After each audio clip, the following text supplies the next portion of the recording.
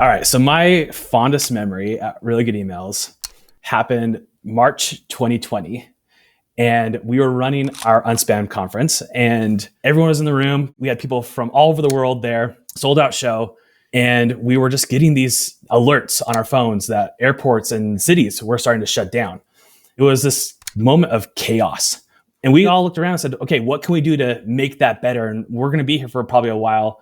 And so we gathered everyone up and had this really intimate experience with everybody. And we had a session which Matthew, my co-founder, led about how to just calm down, calm your inner mind.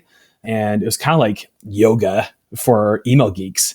For me personally, it was one of those moments where you saw people as individuals and not just attendees or people we saw from the internet. It was just like this great memory of us coming together, comforting each other. We were like, I guess we're going to stay here for a while. Let's make the most out of it.